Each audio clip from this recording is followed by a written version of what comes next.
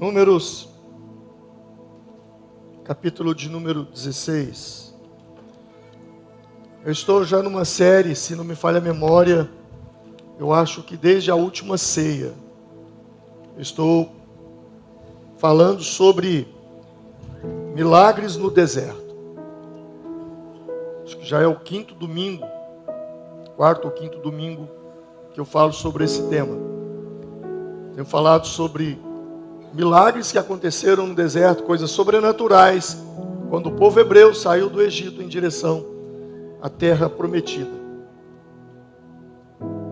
O texto vai nos falar, hoje o nosso tema é engolidos pela terra.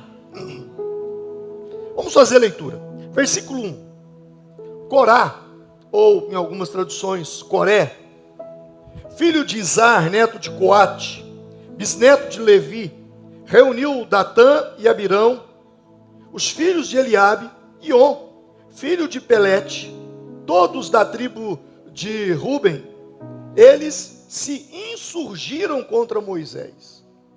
Com eles estavam 250 israelitas, líderes bem conhecidos na comunidade, e que haviam sido nomeados membros do concílio. Eles se ajuntaram contra Moisés e Arão, e eles disseram: basta! A assembleia toda é santa, cada um deles é santo, e o Senhor está no meio deles. Então, por que vocês se colocam acima da assembleia do Senhor? Quando ouviu isso, Moisés prostrou-se com o rosto em terra. Depois disse a Corá e a todos os seus seguidores: pela manhã, o Senhor mostrará quem lhe pertence e fará aproximar-se dele aquele que é santo, o homem a quem ele escolher. Você, Corá, e todos os seus seguidores deverão fazer o seguinte: peguem incensários e amanhã coloquem neles fogo e incenso perante o Senhor. Quem o Senhor escolher será o homem consagrado. Basta, levitas. Moisés disse, porém, a Corá: agora ouçam-me, levitas. Não é suficiente para vocês que o Deus de Israel os tenha separado do restante da comunidade de Israel e os tenha trazido para junto de si, a fim de realizarem o trabalho no tabernáculo do Senhor e para estarem preparados para servir a comunidade? Ele trouxe você e todos os seus irmãos levitas para junto dele, e agora vocês também querem o sacerdócio? É contra o Senhor que você e todos os seus seguidores se ajuntaram. Quem é Arão para que se queixem contra ele? Então Moisés mandou chamar Datã, Abirão, filhos de Eliabe, mas eles disseram: nós não iremos. Não basta a você nos ter tirado de uma terra de onde há leite e mel com fartura para matar-nos do deserto? E ainda quer se fazer chefe sobre nós? Versículo 19. Quando Corá reuniu todos os seguidores à entrada da tenda do encontro, incitando-os contra Moisés e Arão, a glória do Senhor apareceu sobre toda a comunidade. E o Senhor disse a Moisés e a Arão: afastem-se dessa comunidade, para que eu acabe com eles imediatamente. Mas Moisés e Arão prostraram-se com o rosto em terra e disseram: ó Deus que a todos dá vida, ficarás tu irado contra toda a comunidade, quando um só homem pecou? Então o Senhor disse a Moisés: diga à comunidade que se afaste das tendas de Corá, Datã e Abirão. Moisés levantou-se e foi para onde estava Datã e Abirão, e as autoridades de Israel o seguiram. Ele advertiu a comunidade: afastem-se das tendas desses ímpios, não toquem em nada do que pertence a eles, senão vocês serão eliminados por causa dos pecados deles. Eles se afastaram das tendas de Corá, Datã e Abirão. Datã e Abirão tinham saído e estavam em pé à entrada de suas tendas, junto com suas mulheres, seus filhos e suas crianças pequenas. E disse Moisés: assim vocês saberão que o Senhor me enviou para fazer todas essas coisas e que isso não partiu de mim. Se estes homens tiverem morte natural e experimentarem somente aquilo que normalmente acontece aos homens, então o Senhor não me enviou. Mas se o Senhor fizer acontecer algo totalmente novo, e a terra abrir a sua boca, e os engolir junto com tudo que é deles, e eles descerem vivos ao Sheol, então vocês saberão que estes homens desprezaram o Senhor. Assim que Moisés acabou de dizer tudo isso, o chão debaixo deles fendeu-se, e a terra abriu a sua boca e os engoliu, juntamente com as suas famílias, com todos os seus seguidores de Corá e todos os seus bens. Desceram vivos à sepultura, com tudo o que possuíam. A terra fechou-se sobre eles e pereceram, desaparecendo do meio da comunidade da assembleia. Diante disto, dos seus gritos, todos os israelitas ao redor fugiram gritando: a terra vai nos engolir também. Então veio fogo da parte do Senhor e consumiu os 250 homens que ofereciam o incenso. Amém. Senhor, obrigado pela leitura da Tua palavra. Que o Senhor nos ajude, que o Senhor nos livre do espírito de Coré, que o Senhor nos livre do espírito de Datã e de Abirão. Guarda o nosso coração para não pecar contra o Senhor, Pai. Em nome de Jesus. Amém. Pesado esse texto, não é? Muito pesado. A Bíblia diz que os hebreus saíram do Egito. E quando saíram, Moisés então foi recebendo palavras de Deus e se organizando. E Deus deu uma palavra para Moisés: que ele separasse a tribo de Levi. E que dentre a tribo de Levi sairiam os sacerdotes. E então, o próprio Deus fez um milagre tremendo, fazendo que a vara de Arão florescesse. E Moisés perguntou: quem vai ser o sacerdote? Deus falou: aquele que a vara florescer. E o cajado, a vara de Arão, floresceu. Arão então foi consagrado o sacerdote.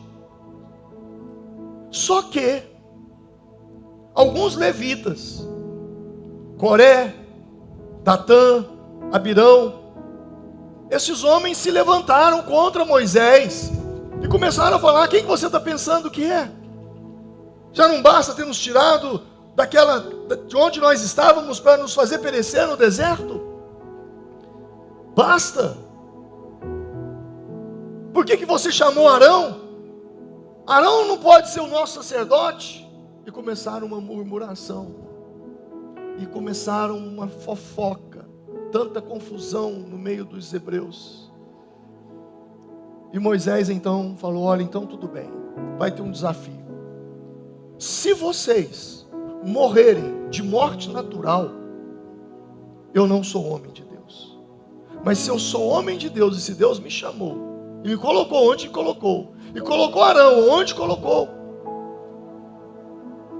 a terra vai se abrir e vai engolir vocês. E a Bíblia diz então que aconteceu o dia. Moisés clamou a Deus, e Deus falou para Moisés: Moisés, eu vou destruir todo mundo, eu vou acabar com tudo agora.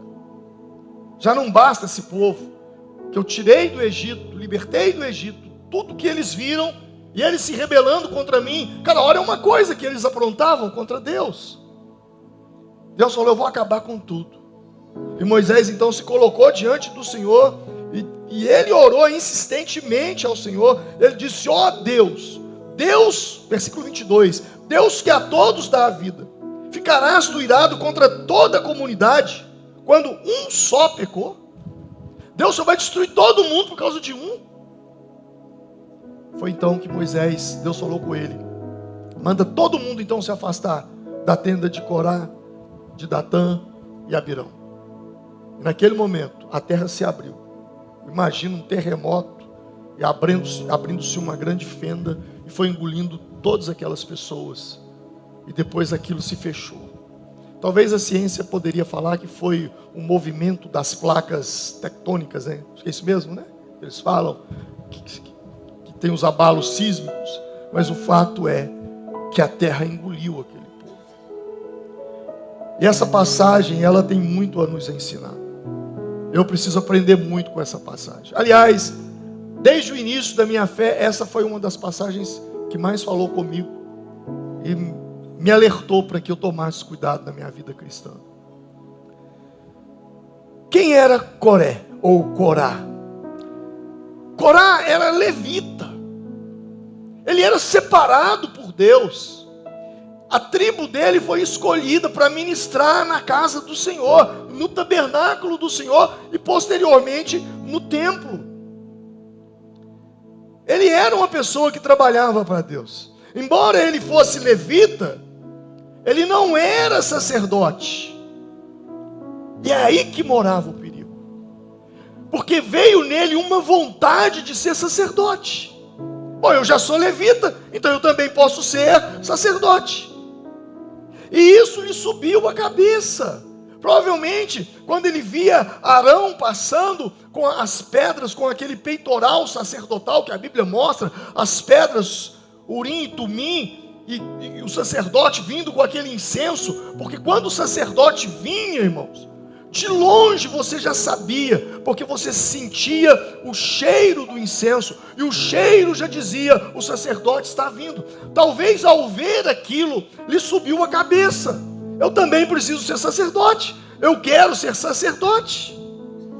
Embora ele fosse levita, ele não era um sacerdote, e ele então começou a lutar por isso. Mas ele não foi chamado para ser, ele não foi escolhido para ser. Uma das maiores dádivas da vida, e isso vai lhe poupar muita dor de cabeça, é você saber quem você é.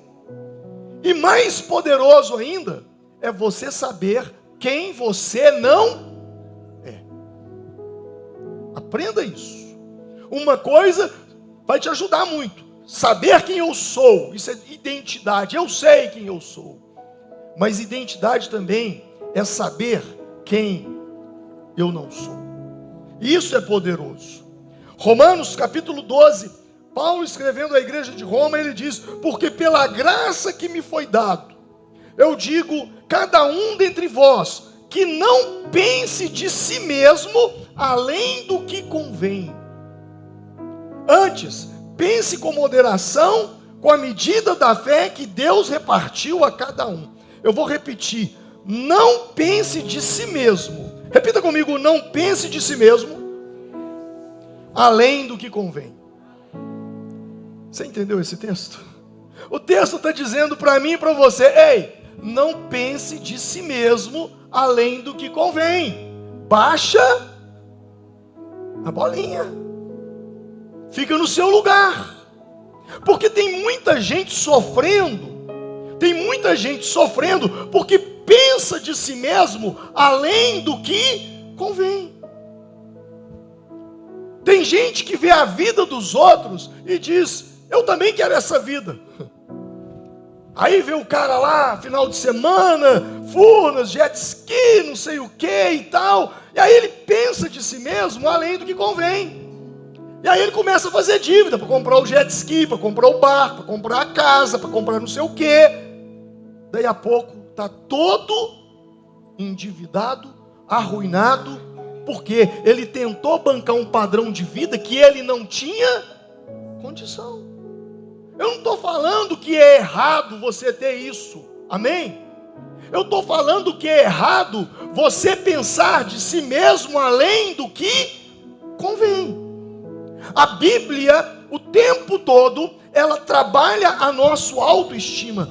toda vez que Deus quis fazer algo na vida de um homem, Deus levanta a autoestima desse homem. Por exemplo, quando Deus visita Gideão, Deus diz para ele, o anjo diz: o Senhor é contigo, varão valoroso. Gideão estava lá embaixo. Quando Jesus vai para o deserto ser tentado pelo diabo, a última palavra que ele ouviu foi de Deus: este é o meu filho amado em quem me comprazo.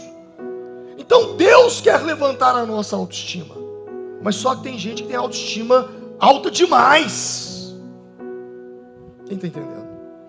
E pensa que é aquilo que ele não é. Então saber quem você é ótimo, é identidade, eu sei quem eu sou. Mas saber também quem eu não sou, isso me ajuda muito. Aqui na igreja eu chego, eu estou aqui, eu estou no altar, eu estou ministrando. Mas quando eu chego em qualquer ambiente, eu já chego dentro do meu lugar. Se não me chamam, eu não vou. Se não me convidam, eu não saio de onde eu estou. Porque eu reconheço quem eu sou. E reconheço ali, quem ali eu não sou. Só que tem gente que, porque subiu um pouquinho, acha que pode pisar nos outros. Acha que pode humilhar os outros. Acha que está sendo injustiçado. Eu estou sendo injustiçado. Eu devia ser sacerdote, afinal de contas, eu sou da tribo de Levi. Foi o que aconteceu com Coré. Ele pensou além. Ele pensou além do que o Paulo está dizendo. Além do que convém.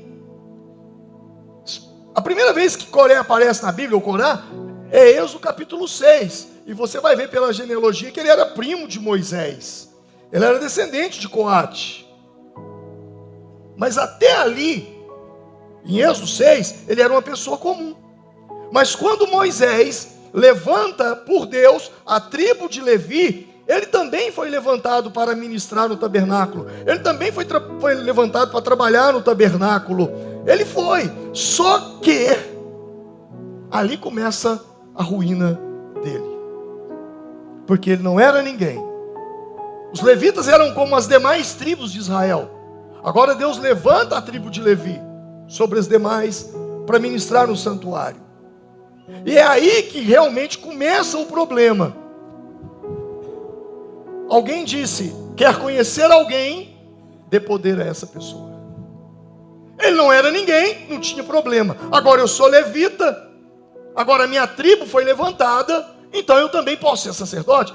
Arão não deveria ser sacerdote? Eu deveria ser sacerdote? Quer conhecer uma pessoa, dê poder a ela. Deixa eu te dizer uma coisa: poder não corrompe as pessoas. Poder revela quem as pessoas são. Dinheiro não corrompe as pessoas. Dinheiro revela quem as pessoas são. Aprenda isso. Ah, fulano era pobrezinho, agora ficou melhor de vida, agora ele acabou com tudo, abandonou o casamento, humilhou a esposa, humilhou a família, fez isso, fez aquilo. Não. Não foi o dinheiro. Ele já era assim. O dinheiro só revelou o que aquela pessoa já era. Poder e dinheiro não corrompe, apenas revela. Ah, pastor, carnaval, quantidade de crente que desvia no carnaval. Não, irmão, o crente não desvia no carnaval. O carnaval não desvia o crente. O carnaval revela. Amém? Posso ouvir um amém? O carnaval não desvia a pessoa. O carnaval revela o desviado que já estava no nosso meio. Só que com aparência de ovelha. Mas ali por de dentro não era.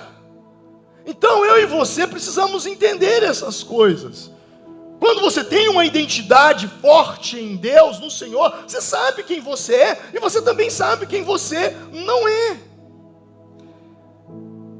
Esse homem, ele cria algo, sabe, esse Coré, ele se ajunta com Datã e com Abirão, e o pior, envolve mais 250 homens. E aí eu fico imaginando, porque o texto diz que a terra se abriu, engoliu as suas famílias, mas os 250 homens com os incensários, que eram levitas, também foram. E aí a gente pensa no grande, naquilo, na tragédia que está acontecendo. Mas a pergunta é, aonde isso começou? Aonde isso começou? Como que isso começou? Começou apenas com uma fofoca. Da mesma forma como não existe alcoólatra. Ah, fulano é um alcoólatra. Todo alcoólatra começa apenas com uma dose. Todo alcoólatra começa com uma dose. Todo viciado começa apenas com um trago. Da mesma forma, algo grande como aconteceu aqui, começou com uma conversinha, uma fofoquinha, um almoço, um churrasco. Só que o assunto ali foi a vida de alguém. Só que aquele assunto, ao invés de morrer ali, aquilo cresceu, aquilo tomou dimensão. E nós precisamos tomar cuidado, às vezes, com esses lugares que a gente vai. O Salmo 1 diz: bem-aventurado o varão que não anda segundo o conselho dos ímpios, nem se detém no caminho dos pecadores, nem se assenta na roda dos... E aí a gente pensa que a roda dos escarnecedores é aquela roda do carnaval, é aquela roda do boteco. Ei, aquilo também é uma roda de escarnecedor, mas com 35 anos de crente, eu posso dizer uma coisa: a pior roda de escarnecedor que existe é a roda de escarnecedor de crente.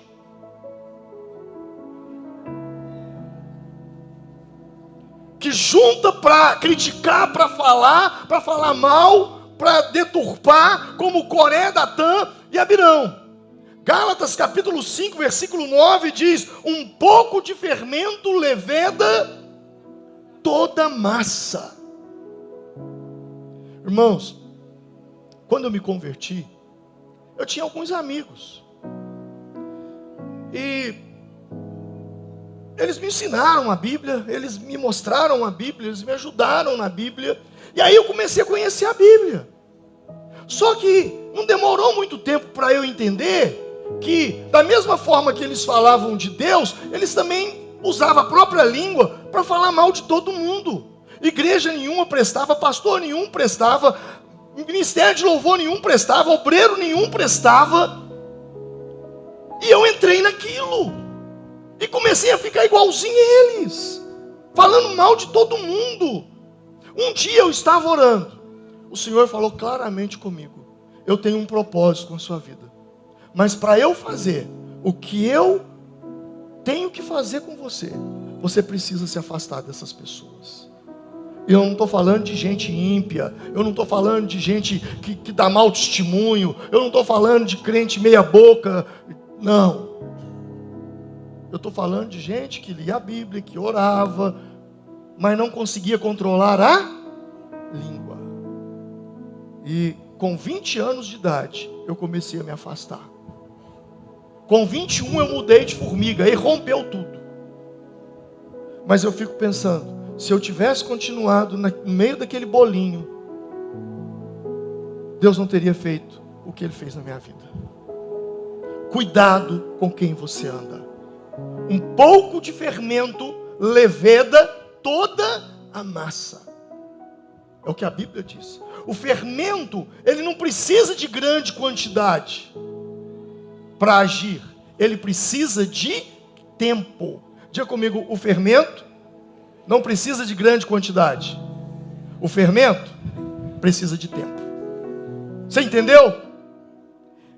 Não precisa ser grande. Pouco fermento. Mas com o tempo ele vai fermentar a massa. O que destrói a fé, o que destrói o casamento, o que destrói a vida espiritual de uma pessoa, não é algo grande. Ninguém, aqueles homens que eram levitas, que ministravam na casa do Senhor, aqueles homens que deveriam dar o seu exemplo, eles tiveram a vida deles destruídas. E aconteceu que, acabando ele de falar todas essas palavras, número 16, 31, a terra abriu a sua boca e os tragou com as suas casas, como também todos os homens que pertenciam ali a Coré, e a todos os seus bens, e eles e tudo que pertencia, desceram vivos à cova, e a terra os cobriu, e pereceram no meio da congregação. Depois vai dizer que fogo saiu de Deus, consumiu 250 homens. E como se isso não bastasse, depois que aquilo aconteceu, as pessoas se revoltaram contra Moisés, ao invés de abrandar a situação. Não, mas eles eram levitas, eles ministravam na igreja, eles ministravam no tabernáculo, eles estavam ali. Sabe o que aconteceu? Aí Deus não resistiu àquilo, mandou uma praga. E a Bíblia diz, em Números 16:49, e morreram daquela praga, quantos? 14.600. Por causa de quem? Por causa de quem? Por causa de quem? Coré. E tudo começou com o quê? Uma fofoca. Uma fofoca. Olha o estrago que isso aconteceu. Olha o estrago que isso provocou. 14.700 pessoas morreram. Nós que somos cristãos, homens e mulheres de Deus, nós devemos tomar muito cuidado com a nossa vida, porque a nossa atitude fala, o nosso exemplo fala, e isso pode destruir a fé das pessoas. Irmão, vai lá na penitenciária. Se lá na penitenciária tiver aproximadamente lá 1.000 presos, ouça o que eu vou te dizer. Se lá tiver 1.000 presos, dos 1.000, a maioria deles tem nomes bíblicos. Natã, Samuel, Ezequiel, Isaías, Jeremias. Observe. Quando você vê, às vezes a polícia prende que é a confusão, é o procurado, não sei o quê, aí você vê os nomes bíblicos, você fala, cara, o pai desse cara era crente, porque esse nome aí não tem jeito de não botar nesse cara se não for crente. E aí a gente fica perguntando, agora, como que um filho de crente se torna um bandido? Como é que um filho de crente foi parar na cadeia? É a mesma pergunta. Como é que um levita foi engolido pela terra? Qualquer um podia ter sido engolido pela terra. Qualquer, da tribo de Dan, da tribo de Efraim, da tribo de Manassés. Qualquer um. Mas Levi, a tribo dos levitas, dos que servem na casa de Deus, como? É a mesma pergunta, é a mesma resposta. E aí a gente pergunta, o que levou esses meninos que foram criados na igreja se desviarem dos caminhos do Senhor? E aí o diabo não perde tempo, irmão. Ouça o que eu vou te dizer.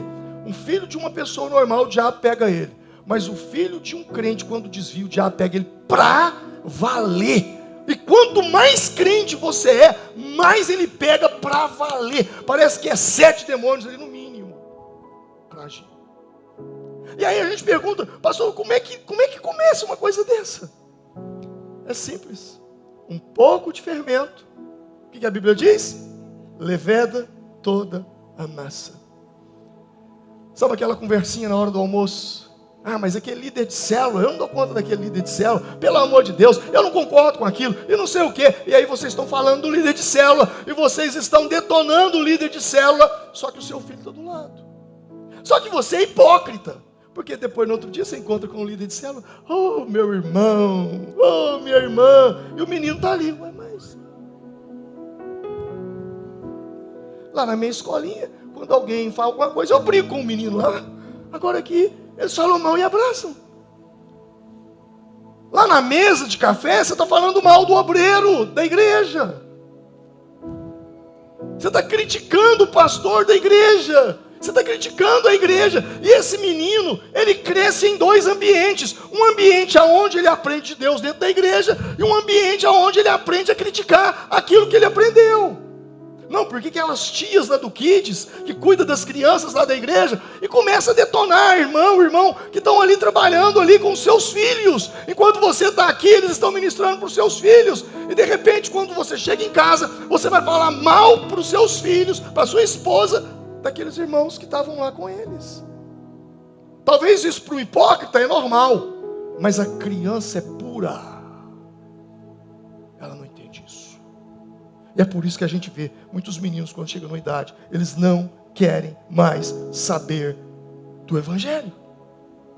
Quando eles têm que fazer a escolha deles, eles dizem, eu ser da igreja hipócrita do meu pai e da minha mãe? Não vou mexer com isso não. Um conselho para aqueles que tem hábito de resolver as coisas gritando dentro de casa. Marido, esposa, ouçam. Quando você e o seu marido, você e sua esposa, têm um desentendimento, o que é normal, desentenderem por alguma situação, por alguma circunstância, olha, eu não concordo com isso, não, mas eu acho que deve ser dessa forma. Onde tem duas cabeças pensando, sempre vai haver dois pontos de vista. É normal. Mas as coisas se resolvem como? Conversando. Quando você e sua esposa têm um problema e resolvem ele no quarto, conversando, o problema fica entre vocês dois. E aí vocês podem ter um momento duro ali naquele instante, mas depois, passa um dia, 2 dias, 3 dias, vocês já estão se abraçando, estão se beijando, como se nada tivesse acontecido, e a vida segue, e aí você vai para os 10, 20, 30, 40, 50 anos de casado. 60 anos. Porém, quando vocês, no quarto, alteram o tom de voz, e a voz sai do quarto, agora já não é um problema de vocês dois mais. Agora é um problema de vocês dois, e a voz vai para a sala, é um problema de vocês dois, e um problema dos seus filhos, porque eles ouviram. E se vocês têm o hábito de resolver as coisas gritando um com o outro, agora a voz já não está mais dentro do quarto, agora a voz já não está mais dentro da sala, agora a voz passou as paredes, chegou na casa do vizinho. Os gritos de briga. Agora já não é mais problema seu, do seu marido, não é problema mais dos seus filhos, agora você envolveu quem? O vizinho, porque a partir do momento que os gritos chegam na casa do vizinho, o vizinho está envolvido. E aí o vizinho vai para o boteco. Chega lá no boteco, vem um crente passando com a Bíblia na mão, eu estou vendo que é crente ali, estou lembrando dos meus vizinhos que é crente, lá da vala lá do pastor Alvim. Ó, lá na igreja é santo, aqui na casa deles é o Santanás.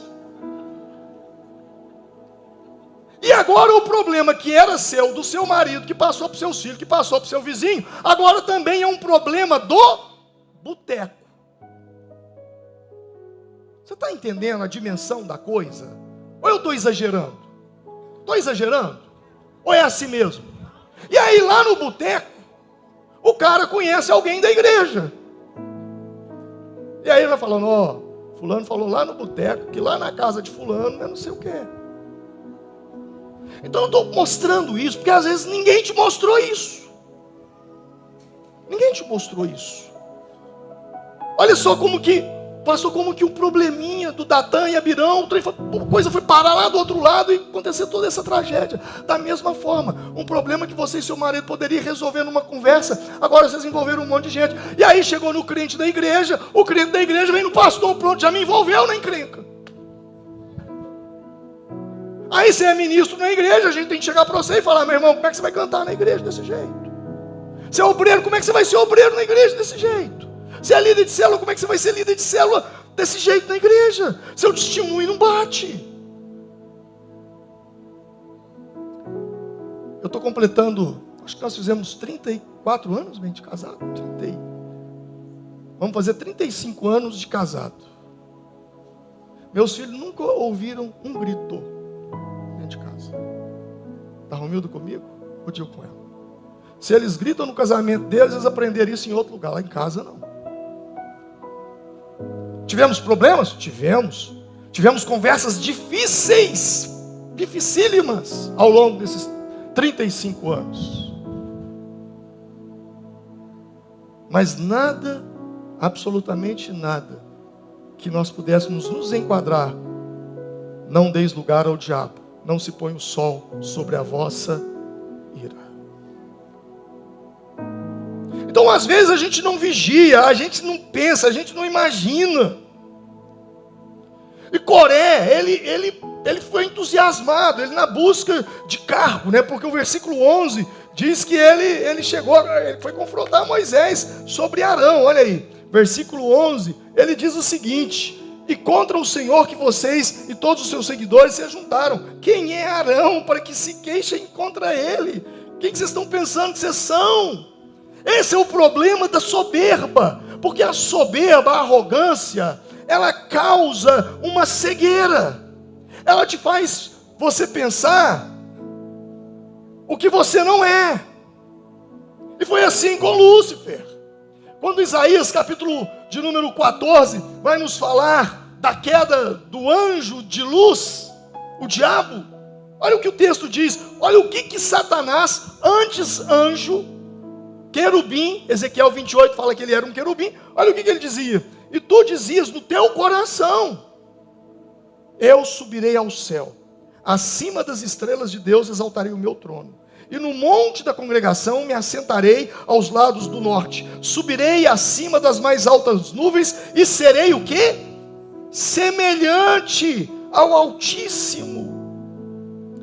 A soberba, ela causa uma cegueira. Lúcifer caiu nisso, Coré, Datã e Abirão caíram nisso. Eles estavam tão cegos pela soberba, que eles, como diz os adolescentes, eles se acharam. Jesus, ele disse que a árvore se conhece pelo fruto. E qual era o fruto de Moisés? Uma sarça ardente no deserto? Um cajado jogado no chão e transformando numa cobra, segura a cauda da cobra, vira um cajado de novo, coloca a mão no peito, a mão sai leprosa, põe a mão novamente, a mão sai curada. 10 pragas no Egito. Esses são os frutos de Moisés. Mar vermelho se abrindo, mar vermelho se fechando para toda a comunidade passar. Coluna de fogo durante a noite, nuvem de glória durante o dia. Maná caindo do céu, água saindo da rocha, mas o Coré se achava. Você está vendo como é que é? Cega as pessoas. A soberba, ela cega as pessoas não veem. A bem da verdade, soberba é igual mau hálito, soberba é igual chulé, todo mundo sabe que você tem, só você que não.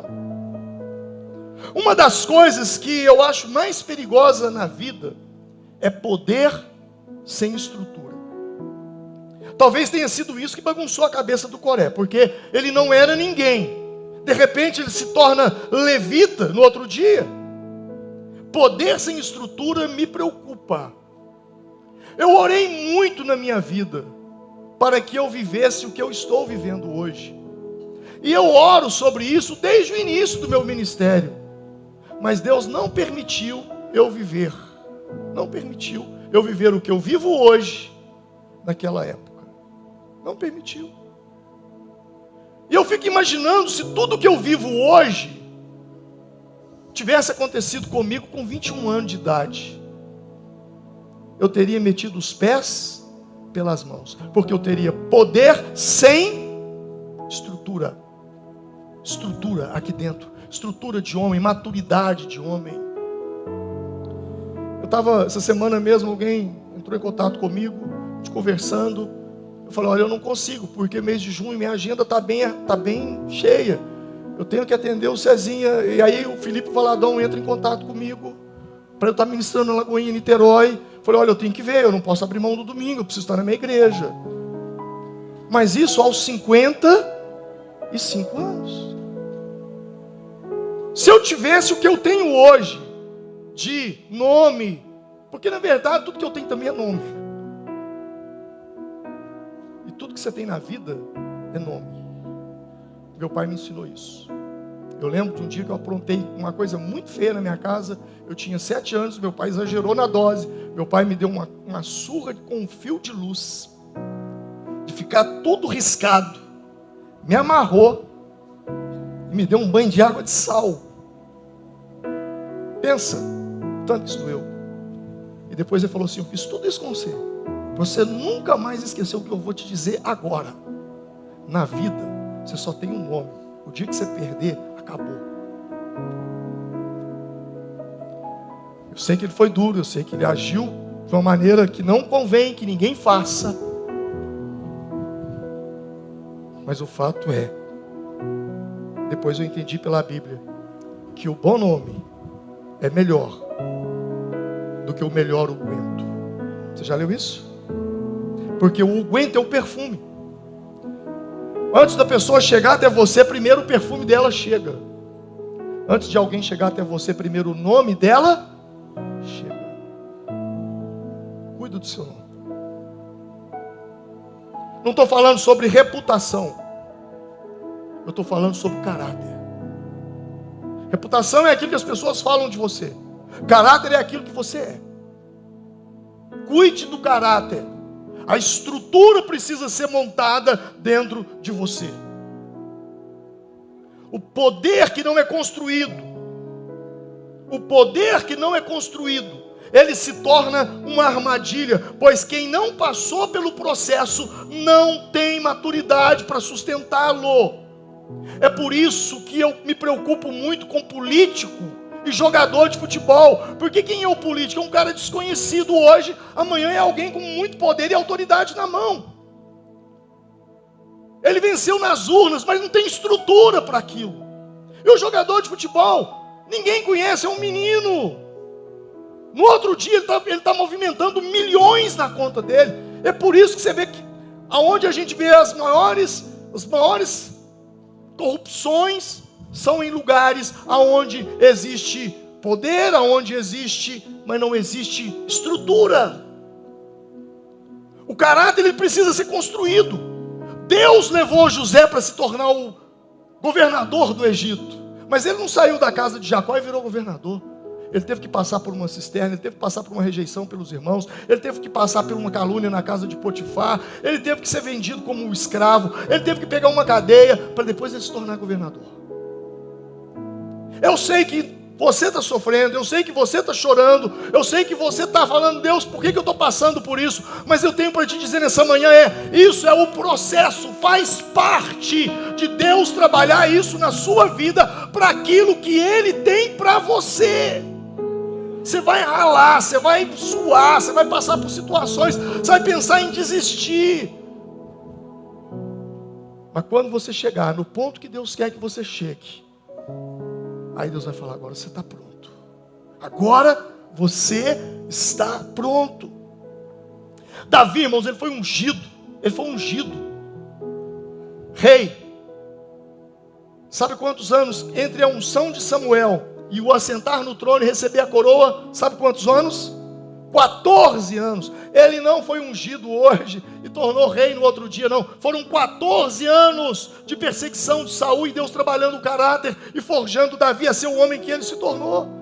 Jesus começou o seu ministério com quase 30 anos de idade.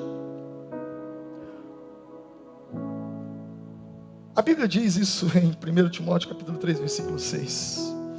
Paulo escrevendo a Timóteo sobre a consagração de obreiros, especificamente diáconos, ele fala assim: não consagre um neófito, para que ensoberbecendo-se não caia na condenação do diabo. Você sabe o que é um neófito? O que é um neófito? Novo na fé. Diga comigo, neófito é novo na fé.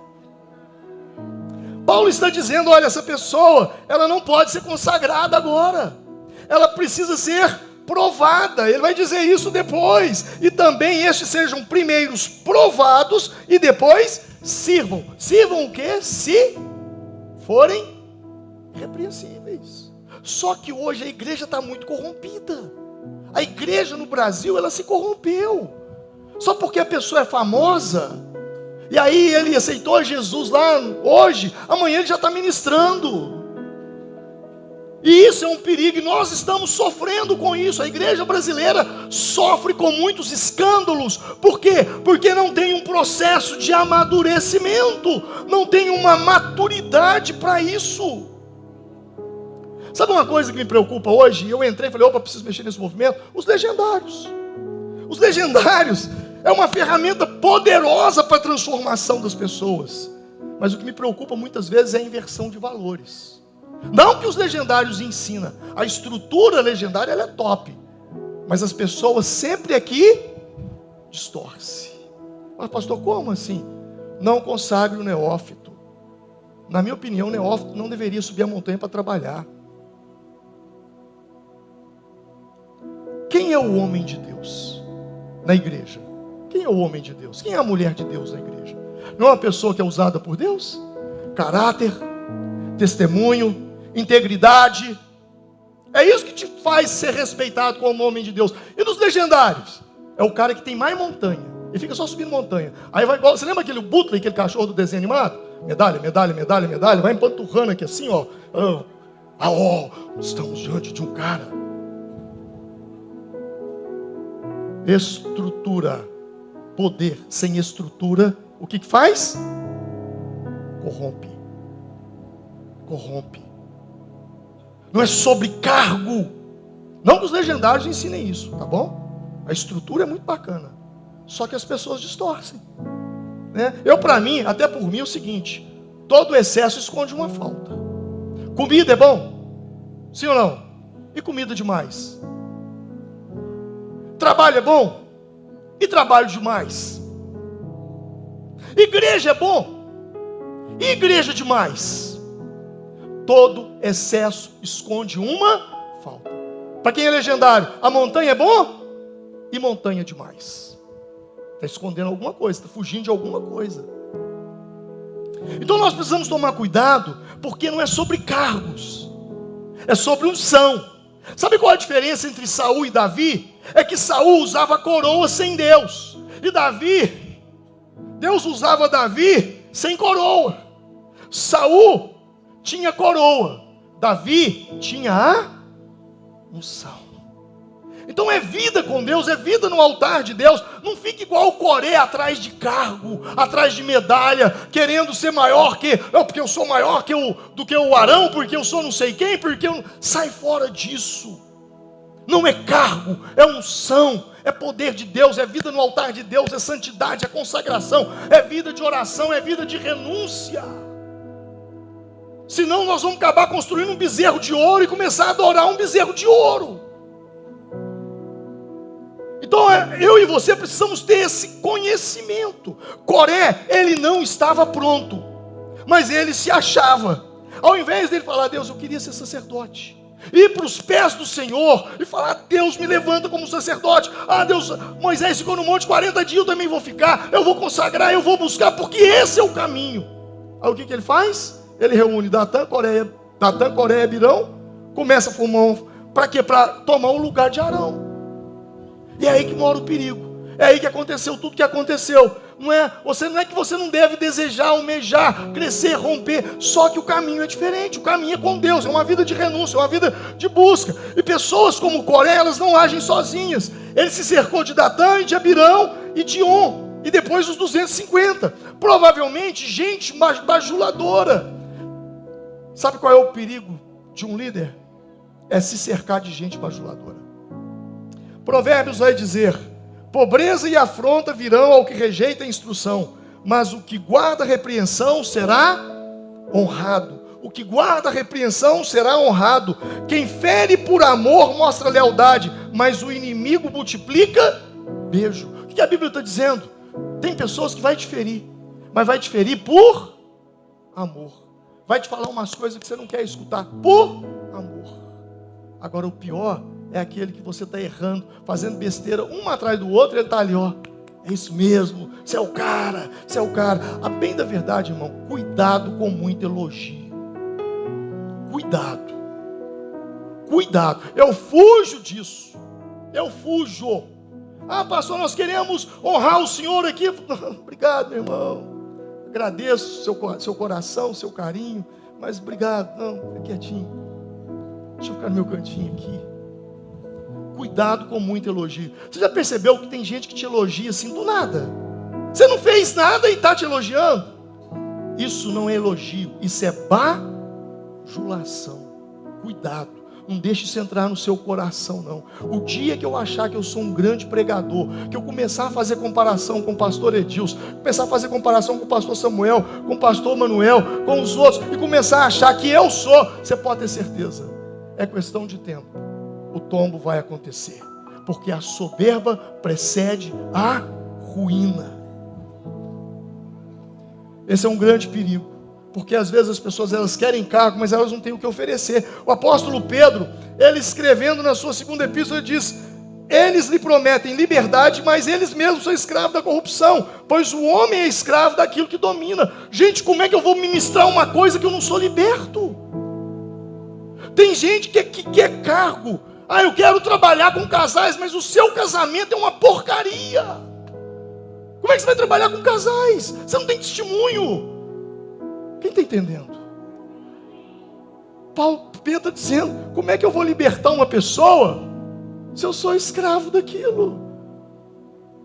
Como? Como é que eu vou orar e impor a mão na sua cabeça para expulsar o vício do cigarro se eu também pito? Como é que eu vou expulsar a bebida que está acabando com a sua família se eu também? É muito claro. Eles lhe prometem liberdade, mas eles mesmos são escravos da corrupção, pois o homem é escravo daquilo que o domina.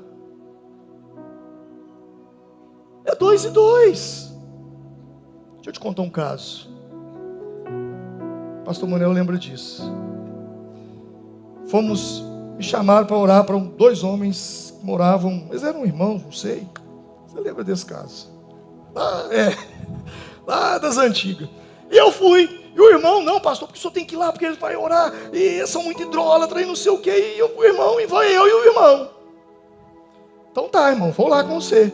Chegamos lá, abri a Bíblia, rainha dos céus, não sei o quê, e Bíblia nesse povo, e eles debatendo. Acabou que o povo não converteu nada. Falei, então agora eu vou fazer uma oração, e Deus vai mandar fogo nesse lugar aqui agora, e o poder de Deus vai cair aqui. Falei, meu Deus, agora esses caras vão cair endemoniados. E eu oro naquela fé e tal, naquele fervor. Quando eu olho, aquele barulhão que eu olho, sabe quem caiu? O crente que estava do meu lado. Eu tive que expulsar o demônio do crente. Eu não sabia onde é que eu enfiava a cara de vergonha. Sai, demônio. Irmão, vamos embora agora. Vamos embora. Promete liberdade, sendo ele escravo. Tem gente pregando libertação e ele mesmo não é liberto. Por isso que eu sou chato. Muito chato. Eu não deixo qualquer um botar a mão na minha cabeça. Mas não deixo mesmo. Eu já tirei mão de gente de cima da minha cabeça. Opa, tira para lá. Quer orar? Ora daí. Põe a mão aqui, não sou mais santo do que ninguém.